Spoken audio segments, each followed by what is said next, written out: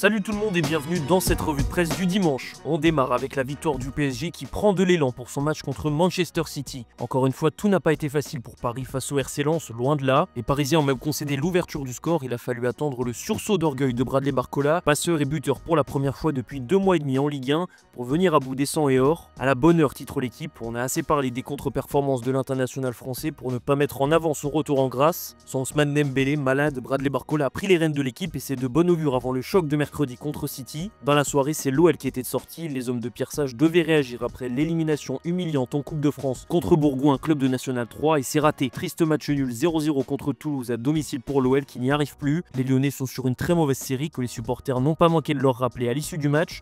On a eu droit à une conversation mouvementée entre Tolisso et certains ultras. Le milieu français a même parlé d'une faute professionnelle en Coupe de France. Ce soir, c'est l'OM qui accueille Strasbourg, l'occasion pour Marseille de prendre le large sur le LOSC, nouveau membre du podium. L'équipe met en avant les grosses performances récentes des Olympiens en Ligue 1. Il faudra confirmer contre Strasbourg qu'ils les avaient battus à l'aller. Justement, cette rencontre pourrait être la dernière d'Eli Wahi. Avec le départ attendu d'Omar Marmouche à Manchester City, Francfort serait passé à l'action pour le buteur de l'OM, arrivé l'été dernier pour près de 30 millions d'euros. Un départ est possible, mais pas en dessous du prix d'achat. Direction l'Espagne où le leader est à terre. L'Atlético de Madrid s'est incliné 1-0 hier après-midi sur la pelouse de Leganés. Une défaite difficile à avaler pour les colchoneros qui laisse l'opportunité au Real de reprendre la tête. C'est Antoine Griezmann qui est pointé du doigt. Le Français a manqué le pénalty de l'égalisation à la dernière minute. Un loupé qui pourrait coûter cher en fin de saison. Griezmann est le méchant, titre même le journal Marca, qui n'est pas tendre avec la star madrilène. Aujourd'hui, le Real reçoit Las Palmas, l'occasion parfaite de prendre la tête du championnat. Vinicius n'est pas là en raison de sa suspension, mais le Real pourra compter sur Kylian Mbappé qui est en pleine bourre en ce moment. Et dans un futur plus lointain, c'est Erling Haaland qui pourrait porter le Real Madrid. As parle d'une clause qui existerait dans le nouveau contrat du Norvégien. Celle-ci devrait lui permettre de quitter City si une offre suffisante arrive, de quoi laisser l'opportunité à la Maison Blanche de faire un nouveau gros coup. Haaland n'a jamais caché son attachement au Real Madrid, donc même s'il est lié aux Sky Blues jusqu'en 2034, ça sera un dossier à suivre de près. Alphonso Davies lui aussi est suivi par le Real, mais selon Marca, le Bayern Munich a fait une nouvelle offre de prolongation au Canadien. Résultat, la direction madrilène attend qu'il prenne sa décision. Du côté du Barça, nouvelle désillusion en championnat hier soir, freiné titre encore sport. Encore une fois, les Catalans n'ont pas su confirmer leur but d'avance.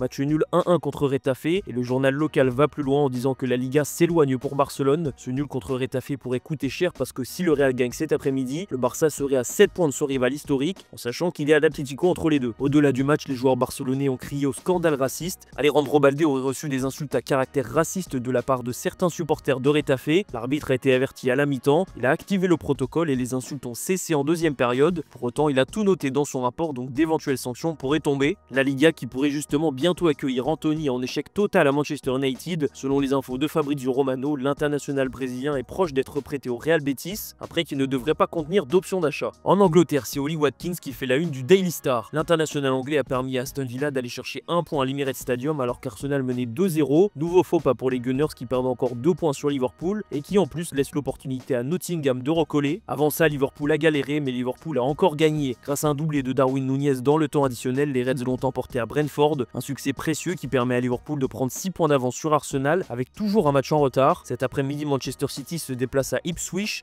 le dernier match avant un City 2.0. Pep Guardiola a poussé sa direction à recruter et c'est chose faite. Kouzanov et Marmouche vont s'engager avec City, sans oublier Vitor Rice et Andrea Cambiasso qui pourraient aussi débarquer. D'ailleurs, on a publié une vidéo sur notre chaîne secondaire pour vous expliquer tous ces transferts hivernaux à City. Pep Guardiola, lui, en a aussi profité pour flatter Erling Haaland. Le Norvégien vient de prolonger jusqu'en 2034 et selon son entraîneur, il sera toujours l'attaquant numéro 1 à City. Un message fort sachant qu'Omar Marmouche est tout proche de s'engager avec les Sky Blues. Peu importe le statut, la concurrence, Guardiola a son buteur favori et c'est Haaland. En Italie, la Gazzetta dello Sport met en avant la belle victoire de la Juventus face à l'AC Milan. Fini les matchs nuls, les Turino ont fait tomber les Rossoneri grâce à des buts de Weah et Mbangula. Quelle Juve et quel triste Milan, ajoute le quotidien italien. Malgré la victoire en Supercoupe d'Italie, le Milan n'y arrive toujours pas. Sergio Conceição doit trouver la solution et ça passera sûrement par des arrivées au mercato. D'ailleurs, l'équipe annonce ce dimanche qu'un accord a été trouvé entre l'AC Milan et Kyle Walker. Ne manque désormais qu'un accord avec City. Dans la soirée, c'est Naples qui a fait le très gros coup de cette journée de Serie A. Les hommes d'Antonio Conte sont allés s'imposer 3-2 sur la pelouse de l'Atalanta Bergame